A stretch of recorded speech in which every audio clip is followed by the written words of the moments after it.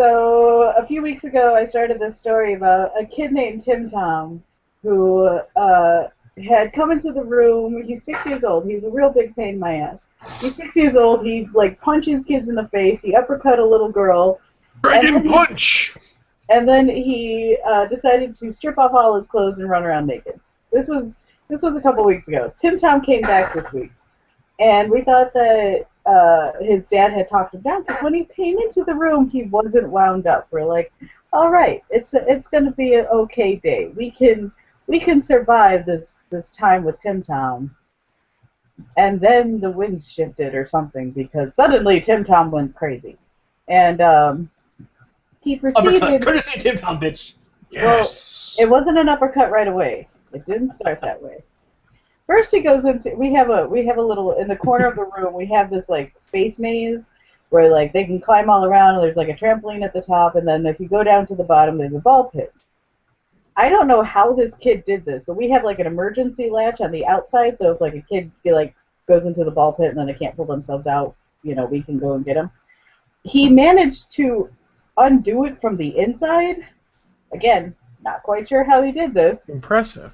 It was quite impressive, actually. And proceeded to, because I was busy with a baby, because we had infants in the room at the same time, and then my partner was busy trying to keep another kid from punching another kid. He proceeded to take all the balls out of the ball pit. So there was... I don't know if you understand how little those balls in the ball pit are, but they're about the size of your palm, of an adult palm. And all of a sudden, they're everywhere in the room. So, if you have 25 kids in the room, and suddenly there's balls everywhere, guess what goes flying everywhere? People? Yes. No. Try again. Flying balls. Balls. So, we managed to round up all the balls and get it back in the ball pit. Tim Tom is pulled out of the maze. Even though, like I said, I was impressed, but we can't have this going on. So, Did he uppercut anyone this time? He did, but I haven't gotten to that point yet. Ah, nice. So then, Tim Tom's sitting in his chair watching, what did we have on? It was The Lion King. Because he decided he wanted to act out when Scar kills Mufasa. Nice. Nice. I don't know, again, this kid is sneaky as fuck. Because this kid managed to get into the infant room. Now, it's not difficult to get into the infant room. It's very easy. But to get in there without me noticing is really difficult because it's not that big of a space. Like, it's really not that big. There's no other doors. And somehow this kid manages to get in without me interfering. And decides he wants to pick up a child. How old is this child? The infant? Yeah. 6 months. Oh, dear Lord. Tim Tom? 6 years. Oh, dear. That's not good. I have a bad feeling about this. As he starts Most 6-month-olds cannot take an upcut. That's all I'm saying. As he starts to pick up this kid, I manage to swoop in and get the kid away from him and usher Tim Tom out of the room. But as he's being ushered out of the room, he picks up a toy off the side, turns around, and smacks me in the face with it. Now, if it was a stuffed animal, nothing. It wasn't. It was a little plastic jukebox with a handle. So he turns around and smacks me in the face with this jukebox. You requested a song, bitch? Ding! He goes running out of the room. Did he then scream, "Don't fuck with Tim Tom" as he did it? Because that would have been awesome. No, did not say that. But he runs out of the room, out of the infant room. I get the infant room locked up so that he can't get back in there. He runs over to my partner and uppercuts her. Now, granted, he's only getting her in the stomach, but he's flying through this room trying to get out. And he's throwing just to uppercut her in the stomach. My poor partner, she's in her 80s. She's like, she's in her 80s, and she gets a falcon punch in the stomach from a 6-year-old. Needless awesome. to say, we had to call a little state of emergency in the playroom this week because Tim Tom came. And so, is this dad like completely aware of the fact that his child is just this angry, violent little bastard, Well, or does he here's just not care? they're very they don't speak English real well. They immigrated here from China 3 years ago, and none of these people speak English well. Tim Tom actually speaks it pretty well for a 6-year-old who just learned English. So Tim Tom is Tim Kim.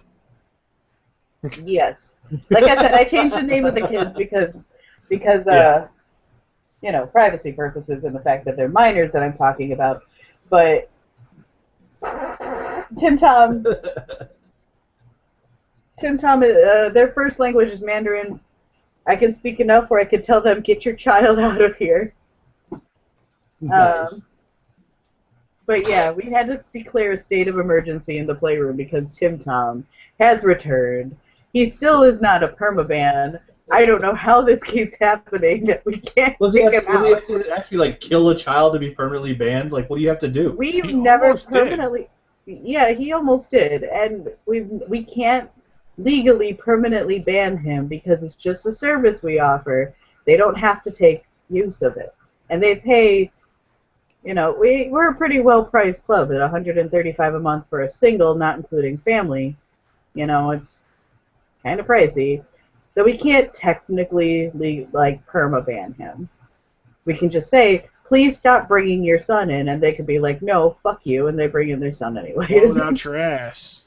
Yeah. Is it a corporate gym or is it a privately owned one? We are a corporate gym. Okay. Yeah, it's privately owned. You just put up that sign that says we refuse the right. We have the right to refuse service to any customer. No Tim Toms.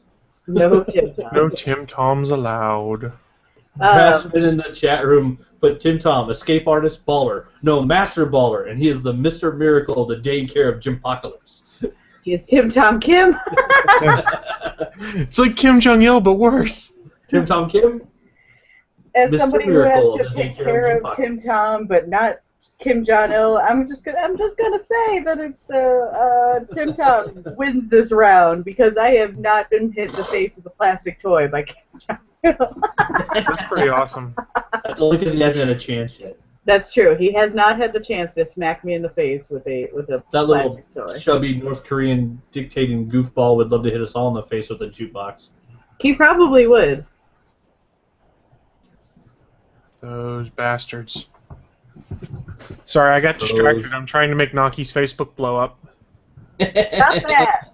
With Stop love that. for I'm the not Bears. fighting right now. Lots and lots of love for the Bears. You started this war, Naki, so for those of you that are Naki's friend on Facebook, you should go look and see all of the smack she started to run that I've now countered, and now other people are joining in on the Bears hate on this post.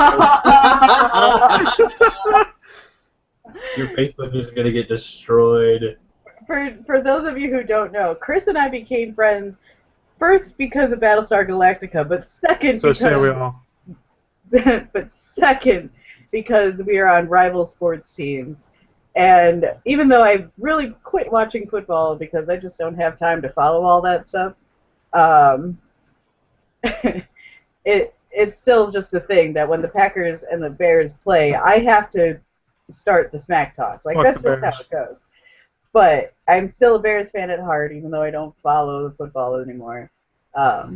So I started the smack talk this morning. I totally did. But then I was not prepared for the amount of hate that I am now getting. You shouldn't you encouraged me to unleash my bear hatred, so I have posted probably like 15, well no, that's a little more, but probably like 10 pictures that express my dislike of the Chicago Bears. And I would like to thank, God, I can't remember his last name, Andy, the artist friend we've had on here before, for joining in on the Packers hatred. I mean Bears hatred, sorry. Oh, Andy Cappy Cap is Yep. what I've been calling him because Cappy Cap. I can't pronounce his name. Has the Super Bowl Shuffle made an appearance yet? No, there's been no Super Bowl shuffle, but lots of 1985 references. I have more pictures. I'm not on my phone right now because I'm trying to be a good spokesperson for Tim Tom. Yeah. I'll just let you bask in the greatness that is your Facebook wall at a later date, Naki. But while you're looking that up, let me welcome all of our listeners and viewers to episode 126 of the All Things Good Nerdy podcast, the one where the Chicago Bears still suck. No! No! You see, this is the problem. You can't poke the bear with the stick right before the show goes on. You can poke the Bears with a stick. They won't respond. They'll just roll over, or Jay Cutler will throw an interception. The interceptions haven't been as bad this year. Yeah, give it time. He melts down against the Packers. Yeah. Yeah. Hey, Naki, do you know what the difference is between Marty McFly and Bears fans? No. Eventually, Marty McFly stopped going back to 1985.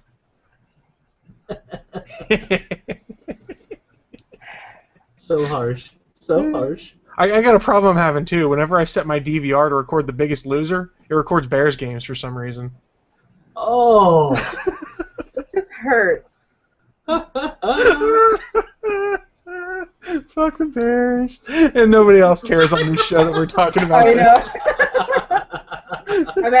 know. I'm reading all of your pictures, and these There's some good ones there. They're actually really great. So I mean, the masturbation one's my favorite joke.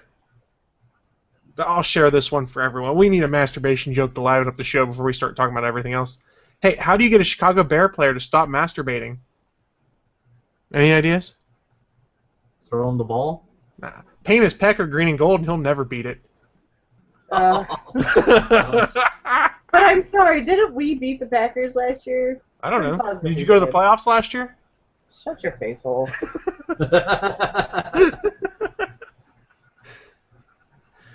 Now that I've It's gonna be one of them days. Now that I've completely demoralized Naki, like I said, welcome to episode 126, recorded live on Sunday, September 28th, 2014. It's game day between the Chicago Bears and the Green Bay Packers. And now I'm getting more comments on this. Between the Vinegar Strokes and the Nova Corps. And more importantly, I play Anthony in fantasy football today, and I need to smoke him because I'm in a 2-game losing streak, and it's starting to piss me off.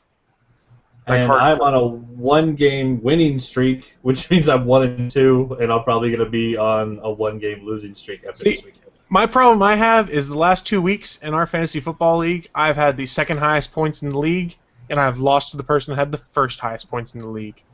And Yeah, that's happened to me week 1. Yeah, this has happened to me the last 2 weeks, and I need to win. So those of you guys that play fantasy football probably feel my pain. Those of you that don't, it's basically D&D for football fans. Yeah.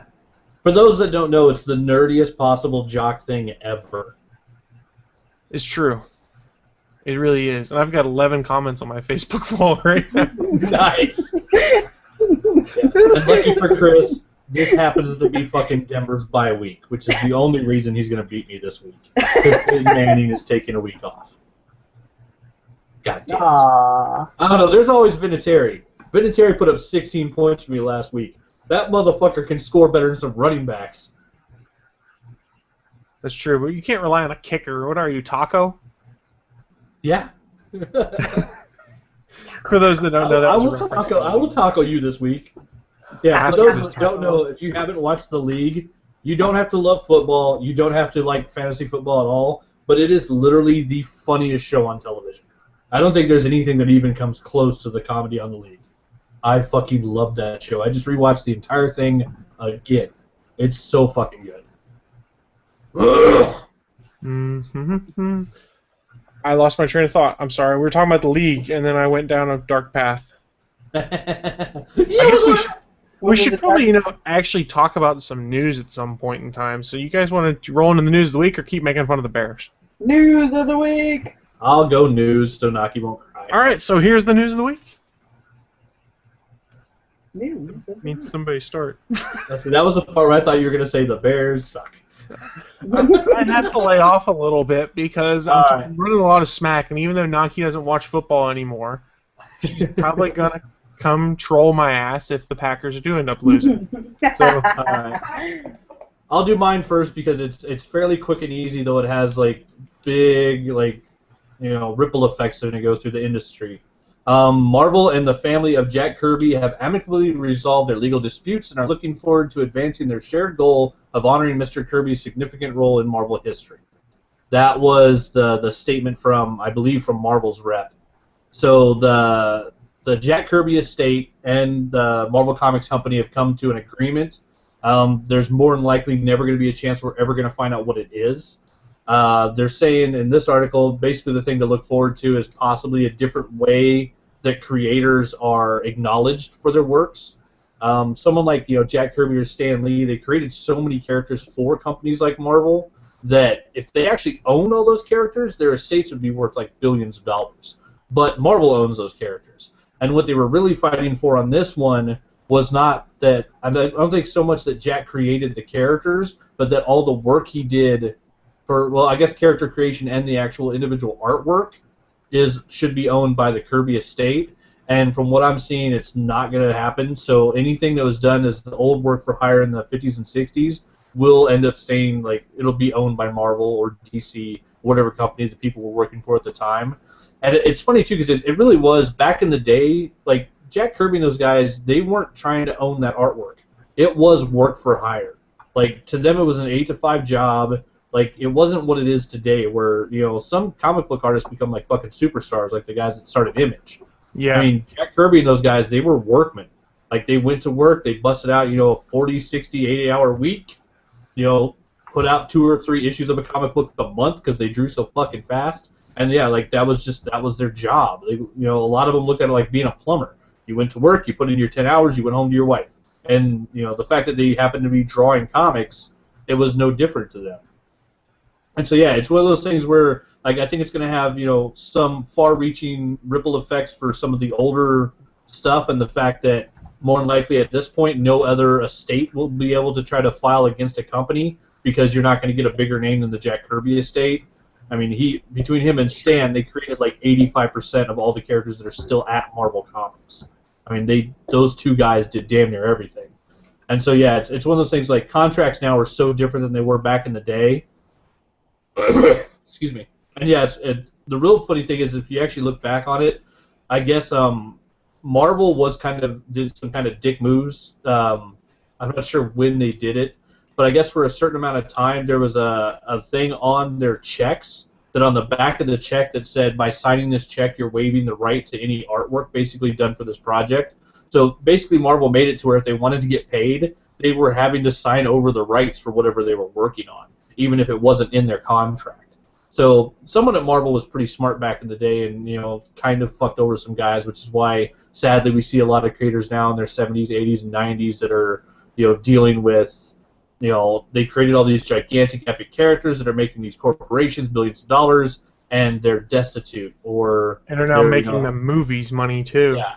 Yeah, they're making the movie money on top of the comics, all the other, intellectual property rights stuff that, just makes, Marvel and DC and, Time Warner, Disney, make all this money out these characters that, Marvel and DC have never created a character. Creators that work for them create the characters. But now it's a known thing, and yeah, it's gonna. I think it's gonna cause some changes to where we see how certain stuff is done.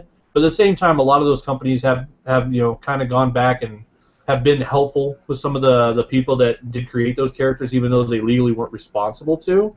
And it's one of those things where, like, because, like, for me, it kind of bugs me, the fact that, like, guys like Bill Mantlo are sitting in a hospital, and Rocket Raccoon's up on the big screen, and, right. A lot of people flipped out about Marvel not taking care of him when his brother has publicly stated that Marvel has done a ton for that guy and really has stepped up and fucking helped that guy in a way that they weren't financially responsible to. Like, they didn't have to do anything for him. They didn't owe him anything legally, but still did it as a company to be good. But if like that type of stuff bugs you, you can go look at it used to be called Actor. I think it's called the Hero Initiative now. Right. Yeah, the Hero Initiative. Yeah. I liked it better when it was Actor. The acronym sucked, but it was a commitment to our roots. But yeah, it's a charity thing that they do auctions every year, sell off artwork. Lots of amazing high-named artists will do artwork for the Hero Initiative, and all the money that they raise goes to help take care of those guys that created all these characters that we know and love that are having troubles financially, having excess medical bills, they're getting elderly, they're having trouble taking care of their houses or whatever. And so it's a good website to go check out. It's a really good charity. I've done volunteer work for them. They also help with lawsuits. For like people have sued for like censorship and things like that.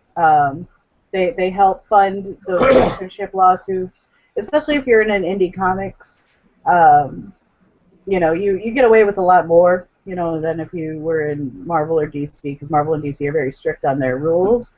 But indie, you can do whatever. And people have sued for that, and they help take care of lawsuit things like that. Hero Initiative is great, so if you can afford to give them a couple bucks, they're at all the comic book shows too. That's how I've worked with them. I've booked their booth for them. They do really cool stuff too. Like sometimes they do the wristbands. Stan Lee did a big thing with them. They did Excelsior wristbands. I ordered 5 of these bastards. Oh, nice. Because all the money went to charity. So yeah. They do weird stuff like that where it's something that people wouldn't think. It was like, oh, well, there's the cancer bracelets and the Live Strong bracelets, which I think most people are throwing those away. I still have my Excelsior bracelet, and I was wearing it when I got my picture with Stan Lee. Oh, it's badass.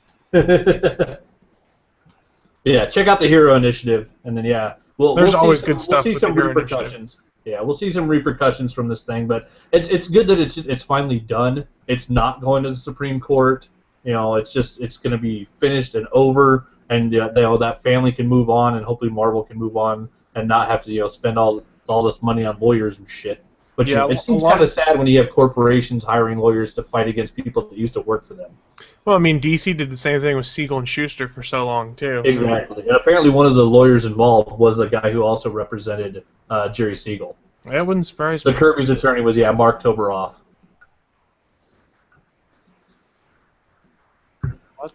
I'm really surprised that they settled. I know a lot of people expected that to go to the Supreme Court, and we're then watching with bated breath to see what would happen. Well, yeah, in the article I noticed again, it said Toberoff was actually pushing for the Kirby estate to have full copyright to everything he created, which Marvel's never going to allow that because of so many characters, and so it's something that apparently could have gone to the Supreme Court. And I guess the Supreme Court requested that Marvel basically try to come to an understanding with the family before it pushed forward, and apparently this is what happened. So we'll never find out what the actual details are. I'm hoping that we'll find out. Probably the Kirby estate will start getting a stipend, kind of like Stan Lee does.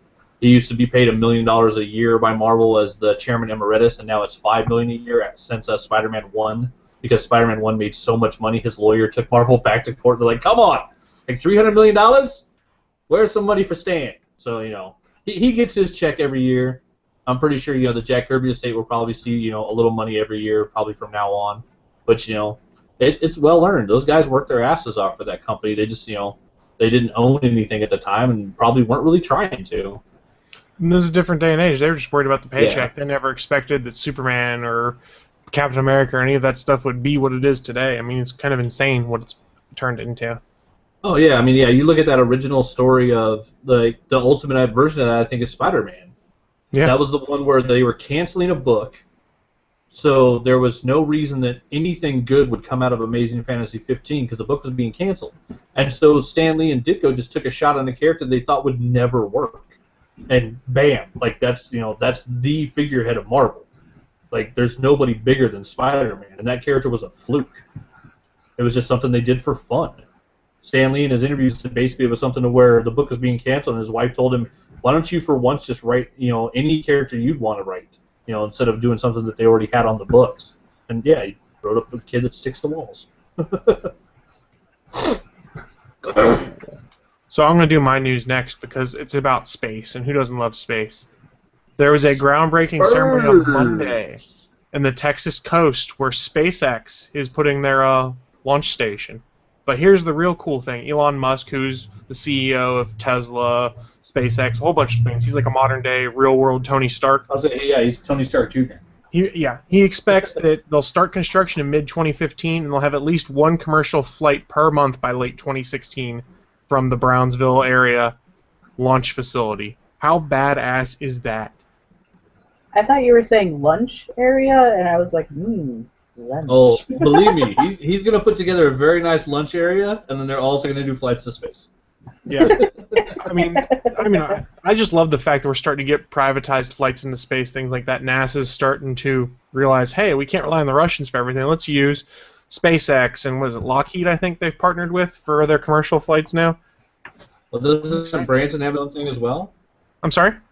Doesn't Richard Branson have his own thing as well for Virgin? Yeah, he has his Virgin Space stuff as well. Global or whatever the fuck it's called. I love it. We haven't been in space really in forever, it seems like. So let's Not make it since we sent Stanley Kubrick to the moon to shoot that movie. Exactly. I think people. I like my way too much theory money. better. My conspiracy is that they actually sent Stanley Kubrick there, and he did the filming on location. And another cool thing that was announced at this also, politics aside, Texas Governor Rick Perry came out, who announced there was a $4.4 million investment from the Texas Emerging Technology Fund to create a research and technology commercialization partnership next to this launch facility. This partnership will be called Stargate. Holy shit. The Stargate, according to the article, the Stargate facility will be a radio frequency technology park that will be used by the University of Texas Rio Grande Valley students, faculty, researchers for training, scientific research, and technology development. So combine this with SpaceX, you have your new space hub for United States of America. I love it. Really? I'm so excited. Really, really, really, really need to get Richard Dean Anderson to do the ribbon cutting for that building. Oh my god. I am MacGyver, and I give you the Stargate. That would be fantastic. That'd be amazing. Geek heads would explode. Seriously. That's so cool. I can't believe they call it Stargate. That's just badass. I'm sure Stargate Pioneer is going to hear this and make, ooh, bad. He probably already knows what I'm talking about. I'm just going to throw this out there. This is a completely random statement that has nothing to do with anything. But our banner on our website right now for our chat room is "Life is short, have an affair." The AshleyMadison.com. So Really? 'Cause I'm I'm seeing just letting you all Battle know. Yeah, it's different for whoever goes on there. So what have you been looking up Apparently. based off your cookies for that to come in there, Naki? Well, Yeah. this is not my laptop. This is boyfriend's laptop. Huh. So. Uh-oh. Uh-oh. We're just waiting for the chat room to catch up and we'll hear a response. Do. This is exciting. We need to have a talk. This is some live emerging news on the air. And we're going to stick with not really. Nobody cares. We just got to It will be it fun to listen to the argument later. That is true. Drasman said it's Virgin Galactic. I knew they had that's right. a specific name for it. Yeah, Virgin Galactic. That makes sense. You're right. I see it now. Well, that was my news. Space. It's important again in America, and I'm excited. Space. The final frontier. These are the voyages of Naki's News of the Week.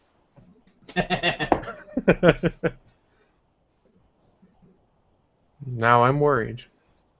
Apparently, she's not listening to you anymore. She's sick of all the Bears jokes, and All the she's Bears not gonna jokes. have No, it's not my fault. She can't accept how bad the Chicago Bears suck. it. I really shouldn't talk. Packers aren't doing that great. Anyways.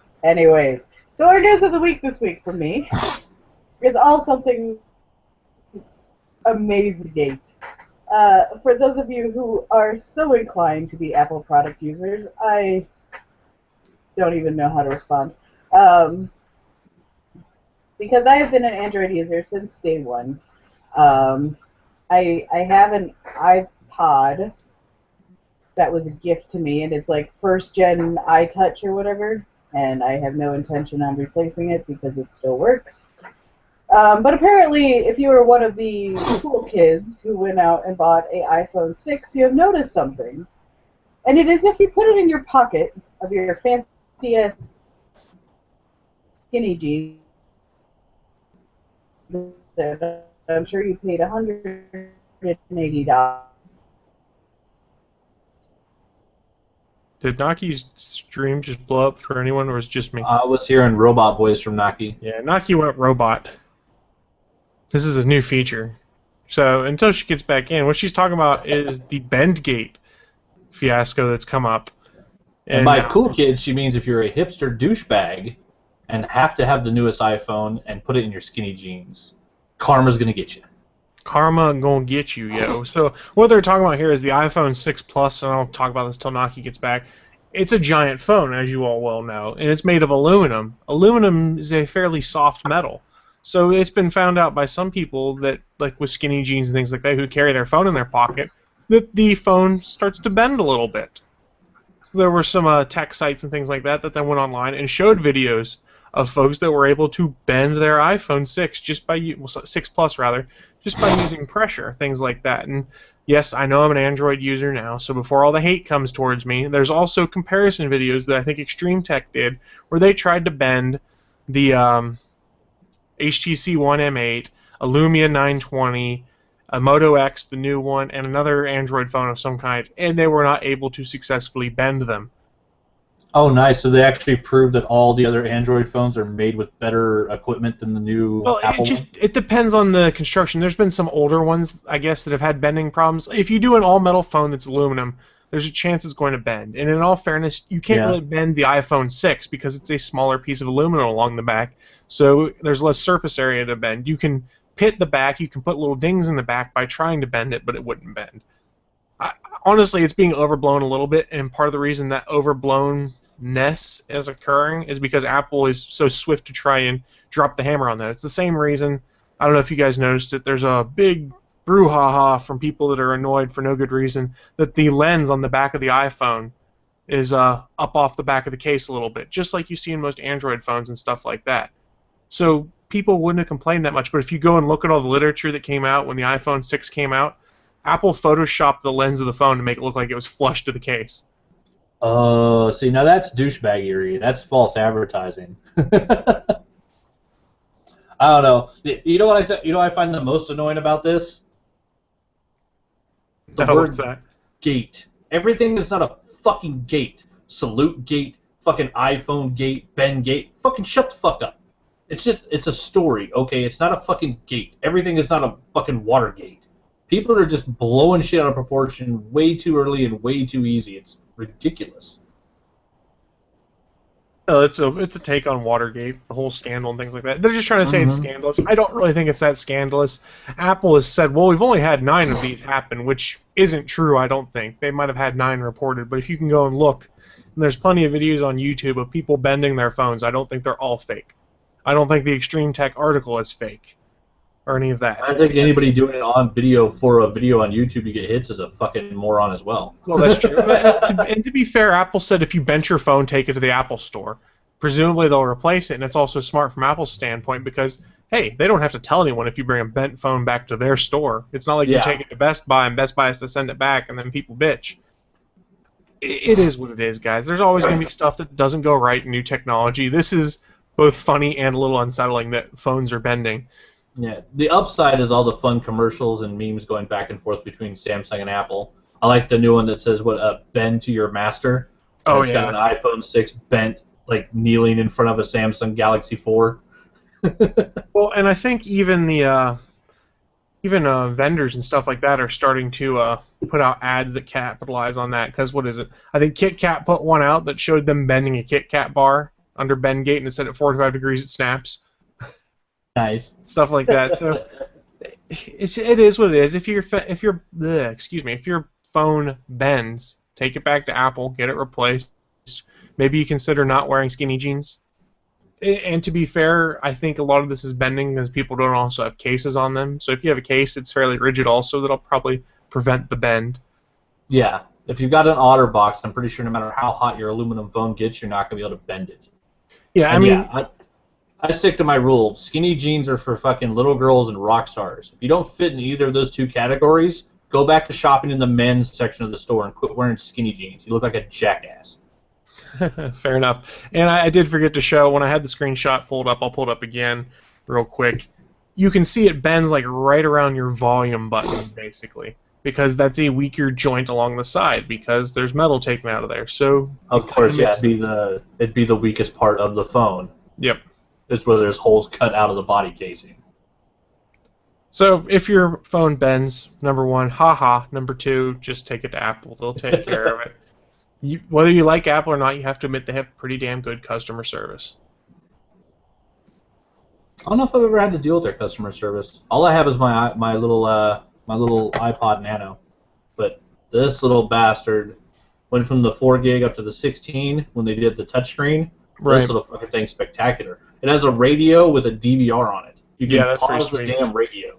It kills the battery pretty quick, but yeah, you can literally pause live radio on this thing, and it's only like a $100 MP3 player. Yeah, it's performed spectacularly. I love that little thing. Draftsman brings up. He says we need a picture of Bender from Futurama. Nice. Point.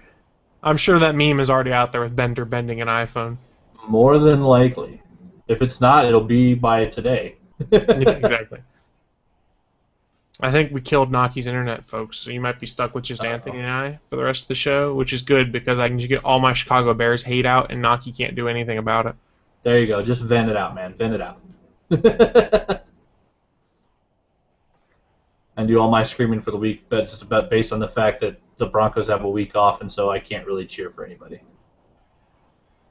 Yeah, that's a problem. I'm just going to leave this picture up for the rest of the show, I think. Uh-oh, what do we got? There we go. That's my picture. I'm going to leave that up as I talk about things for the rest of the show. And for those that are listening later, it's the world's most interesting man, and the meme says, I don't always watch teams that suck, but when I do, it's the Chicago Bears. It's the Chicago Bears. That's so, harsh. While Naki's scrambling to get back on to refute my Bears hatred, let's talk about a couple other things that have popped up in the news. And the problem is, I don't have a ton of things that I caught, and 2 of them are Arrow news. So I'm just going to go into Arrow first. It's maybe a minor spoiler for anyone that would be worried about it, but we do know there's a crossover this upcoming season between The Flash and Arrow again. Well, they did announce the title for that, and I had a complete brain fart and forgot the title. Oh, okay. So the crossover is going to be called The Brave and the Bold, between Arrow and Flash. That's badass. Really? Yeah, because they already showed a picture of them standing together in full costume while they were filming one day. Somebody had it up on Facebook, I think. Yes. This will be great for the Starling Tribune's Arrow checklist for that week because they just totally ripped off a Batman title for that. Because that was the comic Batman Brave and the Bold that was the team-ups. But it wasn't just Batman, though. I thought Brave and the Bold for DC, like the classic 70s stuff, I thought it was just any random 2 characters. Well, there was a cartoon recently that was Batman Brave and the Bold. Maybe that's the cartoon, was bad. But I think the actual comic from DC back in the day was they just used it as... It was their team-up book. It was like Marvel, because Marvel used to actually have Marvel team-up, and I think DC's Brave and the Bold was basically like the same type of thing, where it was just 2 random characters together. That could be. And then in 1999 and 2000, there was a 6-part miniseries called The Flash and Green Lantern, The Brave and the Bold, that Mark Waid did. So it seems like it's a more generic thing, but it's most commonly thought of as Batman recently because of that. Yeah. Well, yeah, the cartoon is definitely in people's memory because it was so good. I'm like still halfway through watching it. I haven't watched much of it. And they also, some more Arrow news, this is kind of minor. Mark Guggenheim, who's the executive producer, has said that Oliver's getting new toys in Season 3. He'll get some fancy new arrows. Nice. As long as there's not a boxing glove. If there's a boxing glove, dude, I might have to fucking quit the show. If you read... Have you read any of the Arrow 2.5 comic? No, I haven't read any of the past the New 52 stuff. He has an arrow in there that he shoots that is just very blunt and has like a round blunt metal object on it that then Joe thinks it's called the boxing glove arrow by someone. And he's like, no, it's not. Yeah, it's like a big metal slug that would knock somebody unconscious and not kill them. That's fine. But if it actually has a green boxing glove on it, I'm done. I don't know. I think I might like it. You probably would. I probably would. Caught up on Arrow so that you can join in the frivolity. I would. I would love to get caught up on Arrow if someone would put it on streaming. Which someone are we bitching about this time? That would be Netflix. It's probably coming back pretty soon now that CW is getting their DVD Blu-ray sales in. Since we have Hulu Plus, which still makes us watch commercials even though that we pay for it. It would be nice if they didn't have just the last 3 episodes on there. That'd be great. Well, I think that's because you can watch those just on regular Hulu. Yeah, I'm not talking about my means and how I get Hulu Plus. Um, I'm just saying, even if you're paying for it, you still have to watch commercials. So fuck that shit. Yeah. So remind me, Anthony, after the show is on, I'll show you the 2 pages I'm talking about in Comixology, the boxing glove arrow, because I can't show that on the air. Comixology might have concerns. Fair enough. It's pretty sweet. I only had one other news item, really. I saw a little one. They've actually said that X-Men Apocalypse will be the end of a trilogy. So they're going to make it to where it's literally First Class, Days of Future Past, and Apocalypse. So that one could end up being a damn good movie. Just, I mean, if anybody hasn't seen Days of Future Past, what the fuck is wrong with you? 2, the end credit sequence was amazing. Fucking people chanting En Sabanur. Fucking Yeah, that was badass. Yeah, Anthony it was had awesome. hands. Yeah, I had trouble walking out of the theater. That's why you get the giant bucket of popcorn. That's right. And you empty it by the end of the movie so you can fill it up again. I thought we were going to talk about cutting a hole in it. Never mind.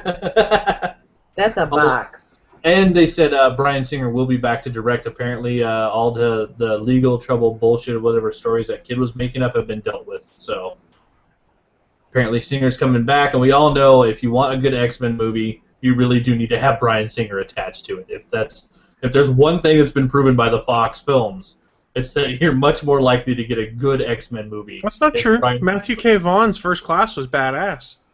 Okay, yeah, but that was also that was a new take on the shit. He completely redid things. But having Bryan Singer involved, it's almost a guarantee of a damn fine X-Men film. Who's doing Deadpool? Fox. So is Bryan Singer involved with that? I doubt it. I don't think so. So He's far, never been this attached to it. they're going to do it, and nothing else has been confirmed. Because they said they haven't even confirmed the rating yet that they're going for. Like The I rumor don't is think they've even finished PG-13, the but no script. confirmation. And they got. I actually saw an article. It was the actual guy who's either writing or directing it said flat out, we haven't determined yet what the rating of the movie's going to be. So they might actually do an R-rated cut, and then cut it down to PG-13 for the theaters, and then release an R-rated director's cut. Which, if we can't get an R-rated one in the theaters, that would be the best way to go. Yeah. Do an R-rated director's cut, soften it up a little bit to get past the MPAA's bullshit rules to where you can get a PG-13 in the theaters, because it guarantees you more money. That's the worst thing about their stupid-ass rating system, is that if you make something PG-13, it makes twice the money of an R-rated film, guaranteed. I like R-rated movies. Mm-hmm. I miss R-rated movies back when they used to be, really good and violent and full of Yeah, because I'm a pirate. I was waiting for that. Arr. Yarr. Restricted. So I only got one story left, and like I said, it's been a slow news week, and/or just real life's gotten in the way of my seeing all the stuff that's going on. But this is an article I saw on MoviePilot.com. It was their WTF of the day. Did you guys know that Black Widow was supposed to get her own movie before Iron Man, guys? I would have watched the shit out of that. So what this article is saying basically is back in 2004, a Black Widow movie was set to go back into production. It was before Iron Man was even a glimmer in their eye. And any guesses as to why that might not have happened? Because no one likes the ladies? Because Scarlett Johansson wasn't in leather suit shape yet? Okay, that's a good point. Basically, why this was coming about is around the same time, if you think back then, you had the Tomb Raider films, Kill Bill, Blood Rain, Ultraviolet, Aeon Flux. They're all kind of bigger movies with some leading ladies in that role, so Marvel was about to jump on that bandwagon. The whole reason they didn't is because they started to see the box office taper off on those and figured that the market was pretty much saturated, so they put it on the back shelf. They didn't think about the fact that Uwe Boll did Blood Rain, so that means it's automatically fucking terrible. No shit. It was a pretty terrible movie. I watched 10 minutes. You actually watched an Uwe Boll film by your own choice? I watched Wasn't it 10 the pretty minutes terrible of it. 3 movies? Yeah, I watched probably. 10 minutes of it, of the first one. I didn't realize there was 3. Because it was Why did I watch it? I think because it was there. The first Probably one's 'cause worth it was watching because there. you get to see the Terminator naked. Like, it's totally worth it just for that. I think it's just because it was there. I don't think there was any reason behind it. I was just like, oh, Blood Rain, that was kind of an interesting video game. Why? So it was predominantly killed off, like I said, because they figured the audiences were burnt out on female action films. But that being said, there's a site called Spinoff Online that does have the breakdown of the plot, and it's about 3 paragraphs long. I can read it, if you guys wish. Go for it. So the scriptwriter, whose first name I missed in the article somewhere, but his name was Hader, has said his script would have held pretty close to Black Widow's comic book origins, with young orphan Natasha being adopted by Ivan Petrovich, who works in a secret Soviet training facility known as the Red Room.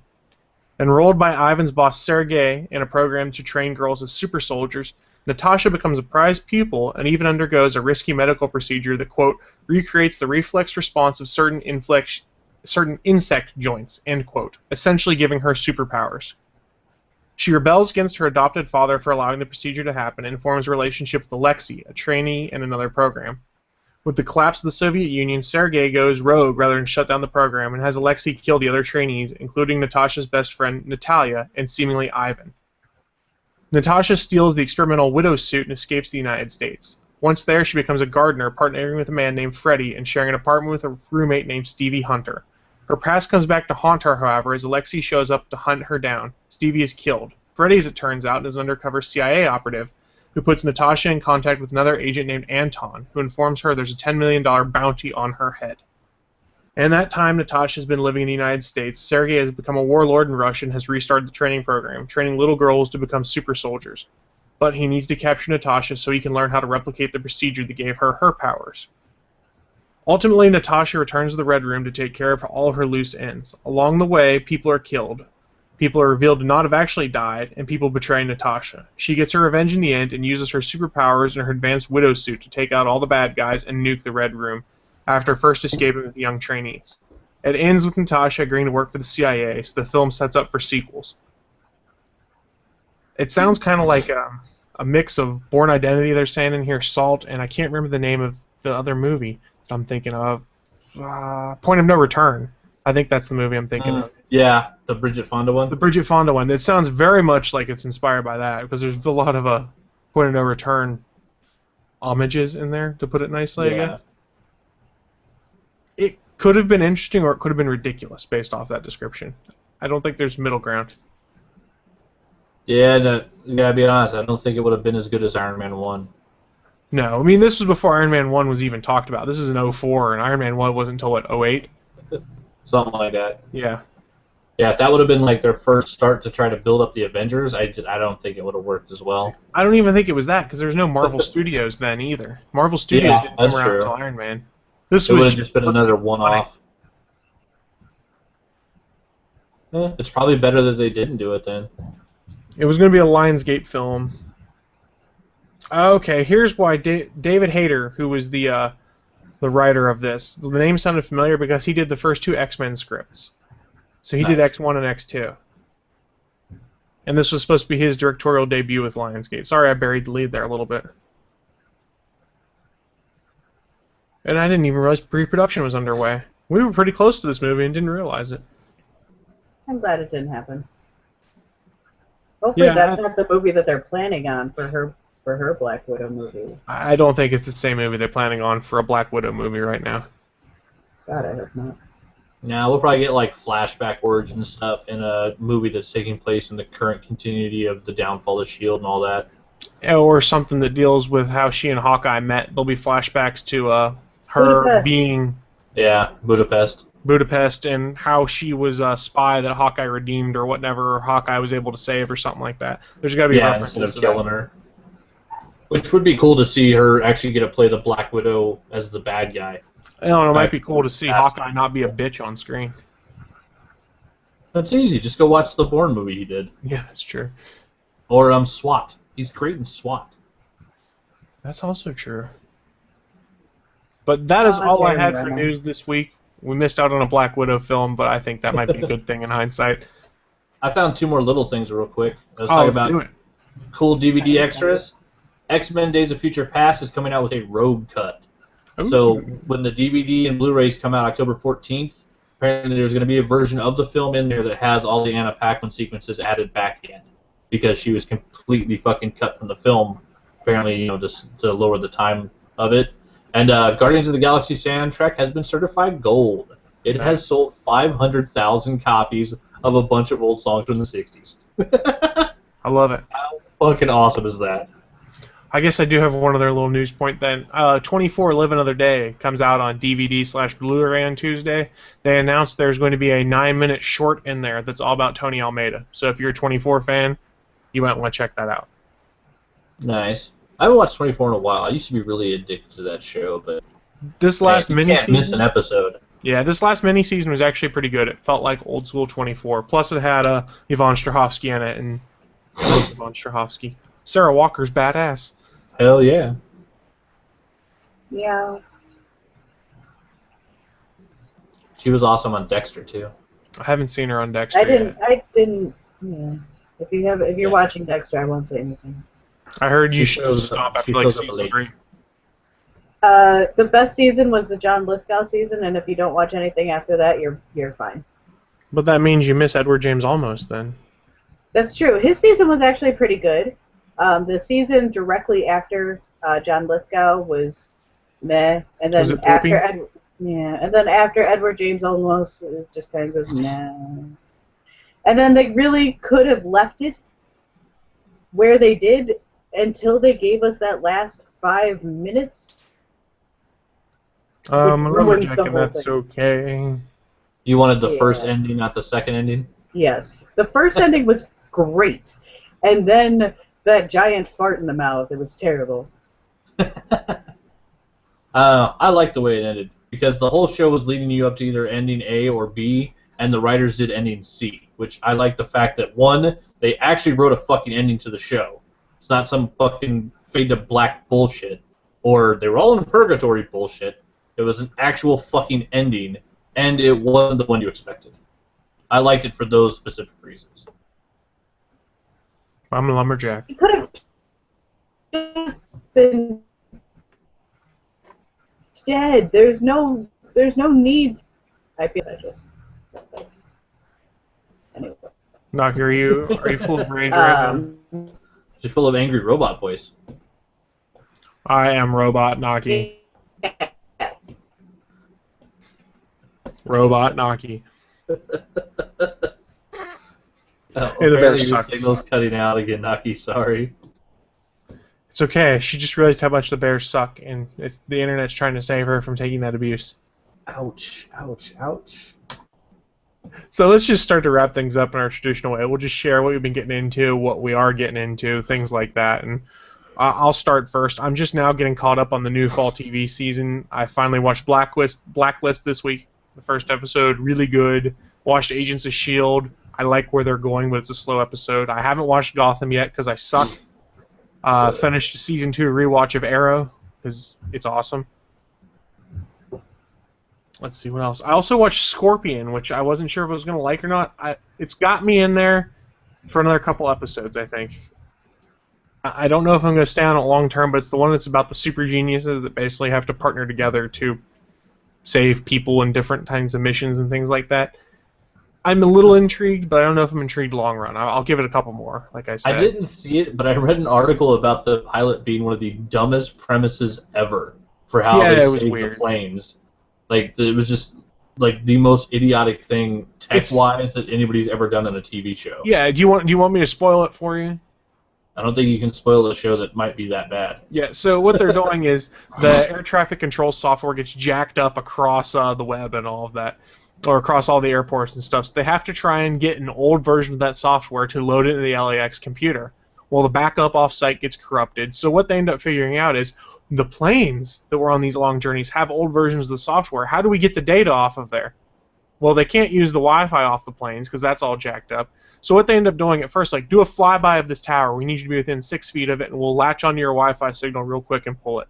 Well, that doesn't work. So then what they do is they get a fucking Ferrari and take the roof off of it and tell the plane, we need you to come within feet of this Ferrari as we're driving down the runway. and drop a piece of Cat 5 cable out the bottom of the plane so we can plug our computer into it to download this software.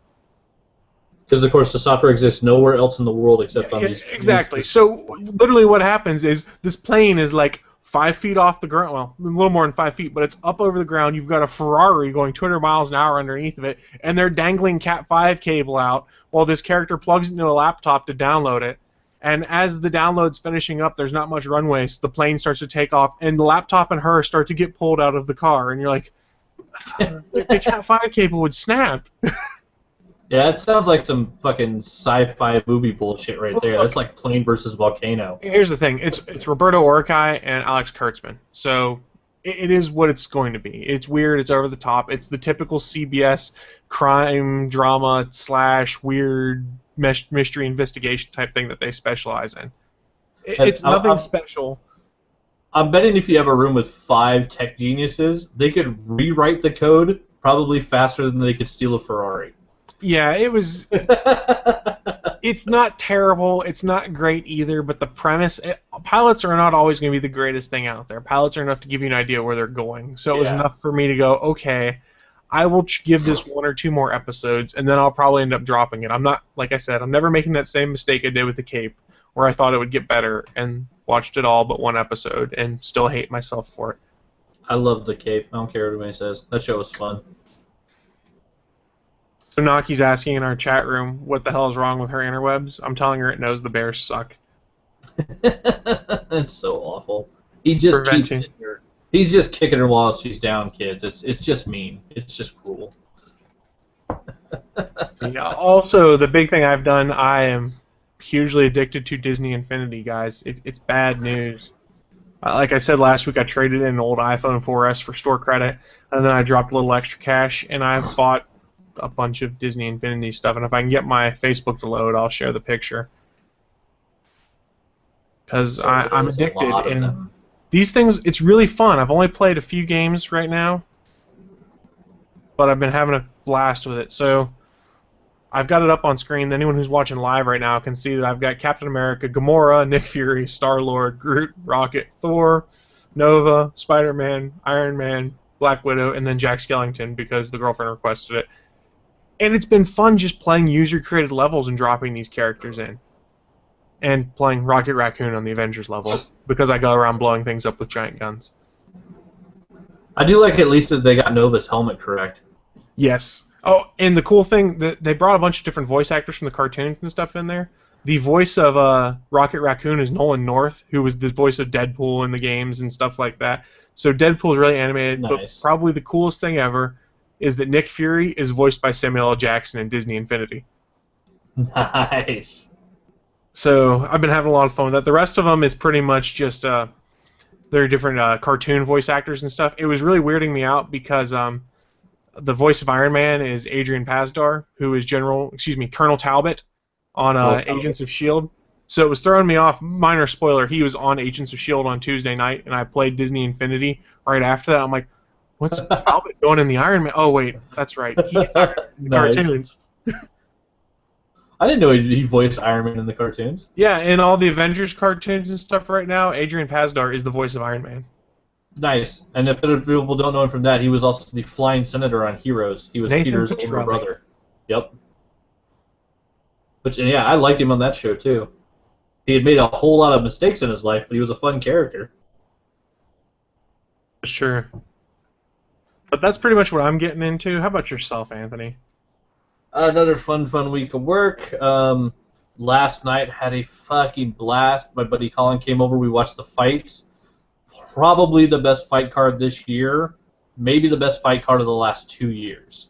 Nice. Kat Zingano fucking destroyed her opponent after a really tough first round, which gets her now the shot at Ronda Rousey's belt, which is awesome because Kat Zingano was the #1 contender and was supposed to be on the first female season ever of the Next Ultimate Fighter and got injured. And so even though she was #1 contender, she lost her shot at the belt. And so on the, coming back from an injury, it's always questionable whether or not a fighter is going to be who they were before. And she was gone for, like 18 months, which is a long, long time to develop ring rust. And during the first round, the chick she was fighting, Nunez, like they were just brawling, beating the hell out of each other. Amazing back and forth fight. But then the start of the second round, Kat Zingano is really good at getting people into a clinch and then kneeing their face until they give up. And that's a lot of what she did last night. It was spectacular. Conor McGregor had a great fight. Demetrius Johnson, the champ, retained his belt again. Spectacular ass whooping. He's one of those guys that he's one of the tiny dudes. He's like 125 pounds or something, like one of the little ones. But he basically, every time he gets in the ring, he seems better than he was last time. He's a champion that just keeps improving and keeps talking about how he needs to step up his game, even though nobody's come close to finishing him. It's spectacular watching that little dude fight. And then one of my favorite fighters, Cowboy Cerrone, had another fight last night, and it was his 4th fight of 2014, and it ended up being his 5th win in a row. The dude is quite literally one of those fighters that says anytime, anywhere, any place, but actually fucking means it. Every time Dana White and the Fertittas have called him, Cowboy has fucking stepped up and fought whoever they put in front of him. And he's a spectacular fighter. He was an old school Muay Thai fighter, so like he wears like the split shorts and does just some vicious kicks. And Eddie Alvarez was his opponent last night. It was his UFC debut. Alvarez was I can't remember if it was Bellator or Strikeforce, but one of their great fighters who's been in a lot of great fights and done some really good some fights over the years. And it was supposed to be just a spectacular brawl between the two of them. And his hand speed was crazy. He got Cerrone a couple of times, but it just ended up being that basically Eddie Alvarez couldn't take Donald Cerrone's leg kicks. He ended up kicking the guy in his front thigh so many times that eventually Eddie Alvarez actually fell down. Like, he couldn't stand up on his own fucking leg. It was spectacular. And then we were all kind of waiting for Cowboy to just, like, basically step back and fucking just say, hey, stand up. Because if you can't stand up, the fight's over. Instead, fucking Cowboy dives on him and tries to finish the fight on the ground. So it was great. It was a spectacular fight. Another great Donald Cerrone win. He sadly didn't win Fight of the Night or any of the bonuses, which is crazy because I think he has the most bonuses ever of a UFC fighter. He's like 10 out of 14. Like, the amount of bonus money that Dana's paid this guy is spectacular because he always shows up. He always throws bombs. He's never been in a boring fight. And then the one downside last night was Tim Kennedy versus Yoel Romero. At the end of the second round, Tim Kennedy basically had knocked Romero out, and the bell saved his ass. Going into the corner, there was a huge problem because apparently the UFC guy ended up putting too much Vaseline on Romero's face. They fucking call for the start of the round. Romero's still sitting there on a stool, catching his breath. His guys leave him sitting there on the stool. Nobody takes the stool. Nobody wipes the shit off his face. So they get the fucking reps back in, all this back and forth, blah, blah, blah. Basically, he ends up getting an extra 30 seconds on the stool. By the time he stands up and they actually start the round, he goes in and then knocks out Tim Kennedy.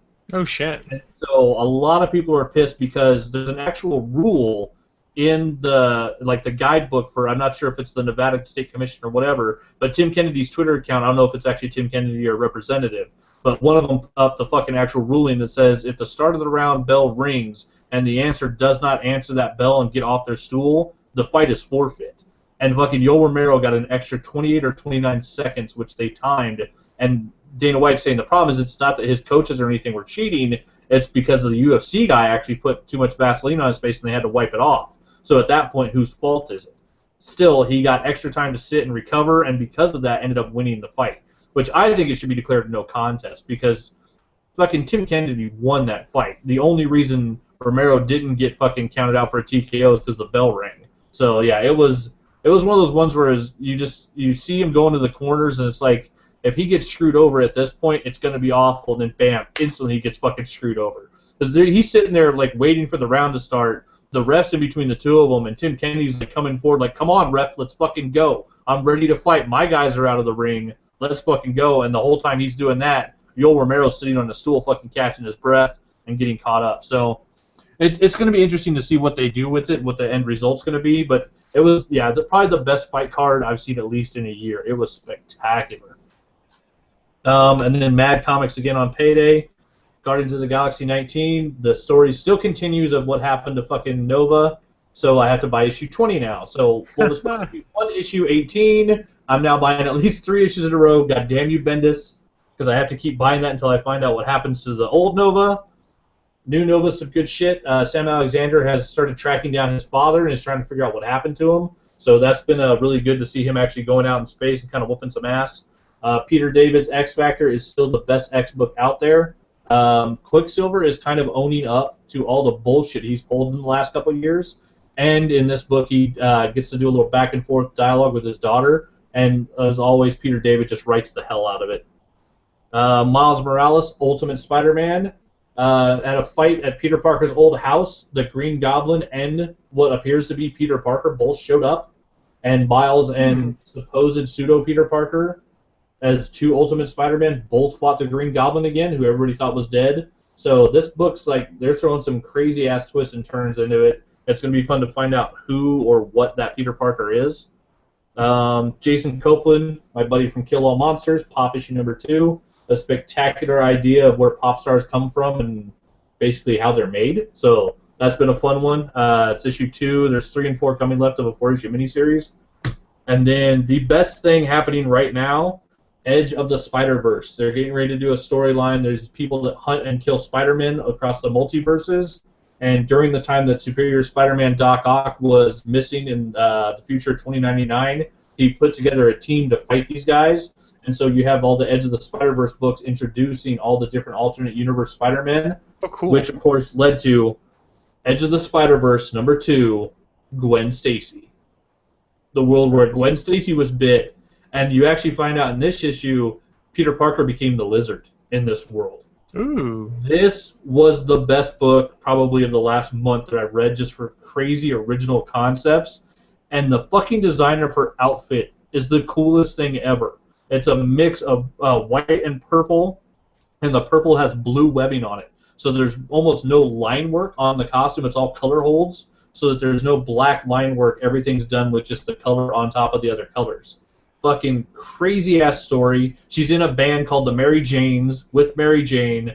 Like, it's an amazing alternate world. I can't wait to see her throughout the rest of the Spider-Verse stuff. I'm really hoping that they do some fun stuff with that character. And yeah, the Spider-Verse stuff looks like it's going to be fun. They basically revealed that Morlun, the guy who is the hunter and killer of the spider totems that they had before back in the J. Michael Straczynski days, has an entire family, and that whole family hunts, kills, and feeds off of spider totems. So these people have been going dimension to dimension, killing and eating Spider-Man, basically. And so Doc Ock's putting a team together to try to figure out a way to take them all down. Snacky snacks. Yeah. But since Naki can't say farewell because her internet's all jacked up, she's saying that her boyfriend wants Infinity. He's talking about it. He's going to go get it, but he says no. So he means yes. But he means yes. The Infinity is spreading. It's like a cancer. Really what it is Naki's too choked up about the Bears coming ass whooping to come and say anything. Ouch. It just won't stop, people. It just keeps kicking her while she's down. And Bachman's getting ready for his ass whooping in fantasy football today. And that's bound to happen the one week that Denver doesn't play. Because fantasy football doesn't count in the Super Bowl. And other than the Super Bowl, we're fucking amazing. The Nova Corps is going to lose to the Vinegar Strokes. More than likely. My Buckethead's going to get kicked in. And I will be 1-3, and I will drop back down to the lowest. I'll be 6th place in our weak-ass 6-man league. That's when you guys start making deals. I'm willing to make deals.